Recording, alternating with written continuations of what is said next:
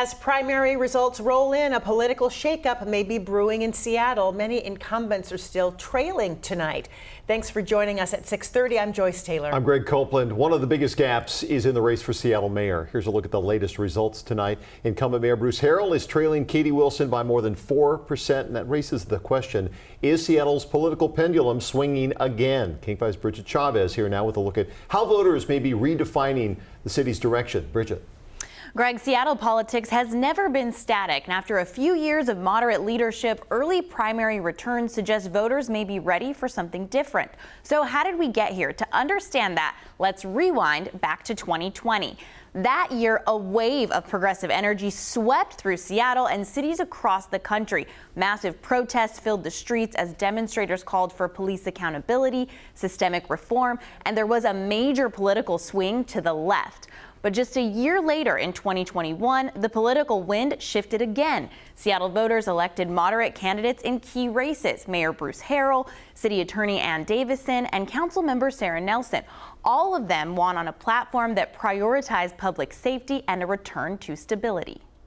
When we look at this pendulum swing towards the middle we saw in Seattle in 2021 and especially in 2023, those weren't isolated incidents. We saw the same sort of move towards the middle in other major cities around the country. Since taking office, Mayor Harrell has prioritized encampment removals and pushed to hire more police officers.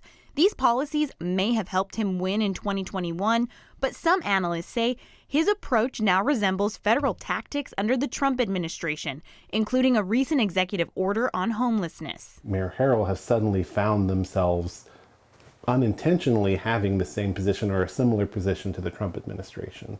And in this particular political environment, and in a city as liberal and democratic as Seattle, anytime you're anywhere near the Trump position, that's not a good place to be politically. Analysts say it's not just about policy. Being the incumbent comes with its own set of problems. When turnout is high, it's often a sign that voters are frustrated and ready for a change. When you're the incumbent and people are feeling less than satisfied with the situation, you tend to have a little bit of a gravity working against, political gravity working against you. Experts say that's why voters may be gravitating toward newcomer Katie Wilson. Partly, I think it's because she's not Harrell and Harrell's the incumbent. So I think there is a vote for her, but I also think there is a vote against Harrell. Experts say that's why voters may be gravitating toward newcomer Katie Wilson. Wilson, a longtime activist and first-time candidate, has been gaining ground. New returns on Wednesday show her pulling ahead of Harrell by 4 points.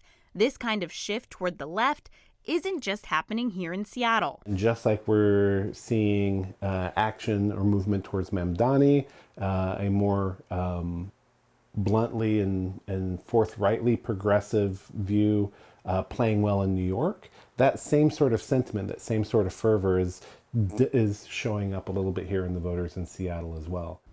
So where is Seattle heading? Analysts say Wilson may be the clearest sign yet that Seattle is snapping back to the progressive left. Live in studio, Bridget Chavez, King 5 News.